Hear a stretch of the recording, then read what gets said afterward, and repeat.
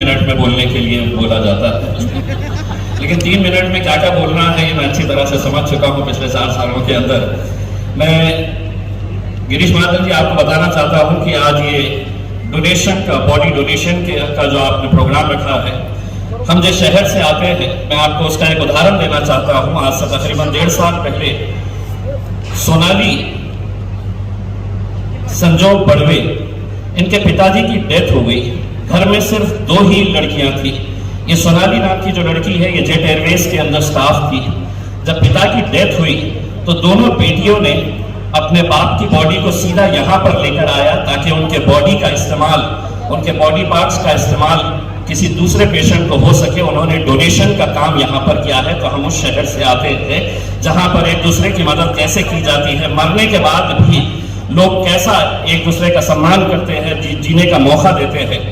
गिरीश महाजन जी, मैं 2-3 बातें आपको रखना चाहता हूँ। इस घाटी अस्पताल के अतराफ में आज से 3 साल पहले महज 7 मेडिकल स्टोर्स हुआ करते थे। आज इस घाटी अस्पताल के अतराफ में 26 मेडिकल स्टोर्स है। दूर दूर तक कहीं पर भी कोई भी बड़ा हॉस्पिटल नहीं है गिरीश जी। तो ये मेडिकल स्टोर्स को बिजनेस कहां से मिल रहा है? तो बिजनेस यहां से मिल रहा है। मैं आपका सबसे पहले धन्यवाद इस बात के लिए देना चाहता हूं कि आपने हैफकिन को बंद करने का जो निर्णय लिया है वो वाकई में बहुत ही अच्छा और बढ़िया निर्णय है, क्योंकि हैफकिन की वजह से गरीब पेशेंट्स को जो दिक्कतों का सामना करना पड़ रहा था, पेशेंट आता था और डॉक्टर चिट्ठी लिख के दे देता था कि जाइए बाहर मेडिकल स्टोर है और उस मेडिकल स्टोर के ऊपर आप जाकर मेडिकल दवाइयां खरीद कर लेकर आइए। घाटी के अंदर कौन लोग आते हैं आप अच्छी तरह से जानते हैं।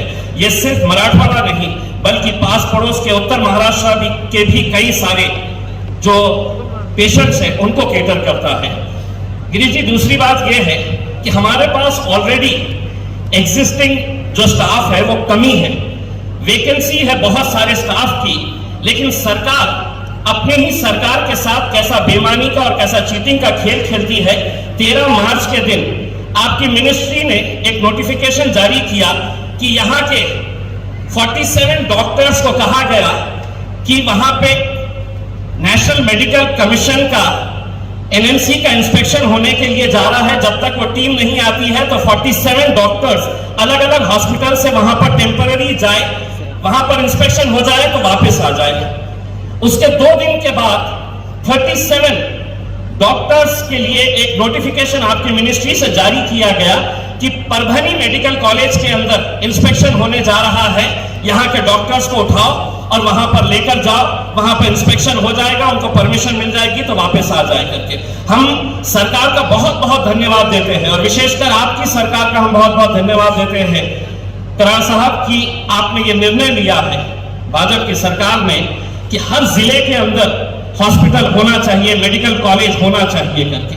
लेकिन सवाल यह है कि अगर जो एग्जिस्टिंग है, अगर उन्हें ही वहां पर पढ़ाने के लिए डॉक्टर्स नहीं है, इतने सारे वैकेंसीज है, तो सिर्फ इमारतें बनाकर कोई काम नहीं होने वाला है। पहले आपको मेडिकल कॉलेजेस बढ़ाने की जरूरत है, वहां पर टीचिंग स्टाफ बढ़ाने की जरूरत है।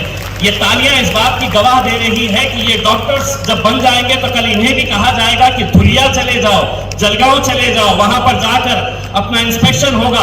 तो मेरे हिसाब से ये चीटिंग कहीं ना कहीं बंद करनी चाहिए। सरकार को खुलेआम ये कहना चाहिए कि हाँ, हमारे पास वैकेंसीज है। दूसरी बात ये है, मैं वकील नहीं हूं, लेकिन गिरीश जी, मैंने हाईकोर्ट के अंदर एक PIL फाइल किया।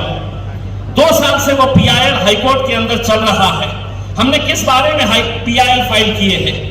मैं खुद वो केस लड़ता हूं और मैं ये मानकर चलता हूं और यहां पर जितने भी लोग हैं वो ये मानकर चलेंगे कि कोरोना के पीरियड के अंदर जितने भी मौतें हुई थी वो सिर्फ वायरस की वजह से हुई थी, ऐसा नहीं था।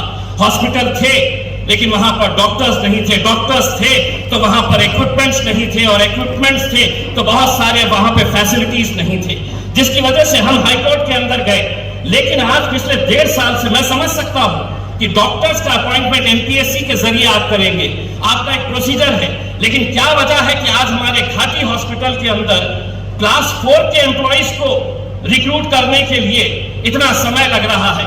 एक गवर्नमेंट हॉस्पिटल के अंदर क्लास 4 एम्प्लॉइज किस तरह से काम करता है, उसकी कितना महत्व होता है, कितना इंपॉर्टेंस होता है, ये किसी अस्पताल के अंदर समझा जा सकता है। तो मेरा आपसे यही अनुरोध है कि कम से कम आज ये फैसला करिएगा कि क्लास 4 एम्प्लॉइज की पोस्ट हम जल्द से जल्द भरेंगे और बाकी जितनी भी पोस्ट है उसको फिल करने के लिए आप जल्द से जल्द कोई कदम उठाएंगे।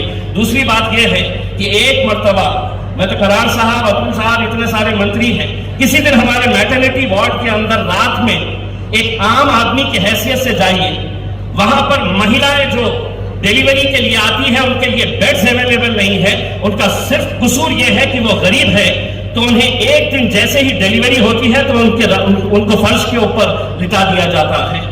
हमने एक प्रस्ताव भेजा है गिरीश जी आपके पास कि शाहगंज के अंदर आपकी ऑलरेडी ओपीडी है, उसे हम गिराकर 4 मंजिला सिर्फ मैटरनिटी वार्ड के लिए एक बड़ा हॉस्पिटल बनाने का हमने प्रपोजल आपके पास भेजा है। वैसे तो करोड़ों रुपया हम ऐसा खर्च करते हैं, अगर ये 20-22 करोड़ रुपये आपने सैंक्शन कर देते हैं तो मेरे हिसाब से आप इस शहर के लिए एक बहुत बड़ा काम करके जाएंगे। मुझे उम्मीद है कि गिरीश महाजन जी बहुत बड़े दिल वाले हैं। यह अलग बात है कि मुझे फंड्स नहीं देते हैं, लेकिन आज यहां पर कुछ ना कुछ यहां पे गरीब पेशेंट्स के लिए कुछ अच्छा ऐलान करके जाएंगे, मुझे पूरा विश्वास है। बहुत बहुत धन्यवाद, थैंक यू वेरी मच। धन्यवाद सर, आपने बहुत इम्पोर्टेंट और महत्व के जो पॉइंट्स है वो यहाँ पर उठाए हैं और हमारे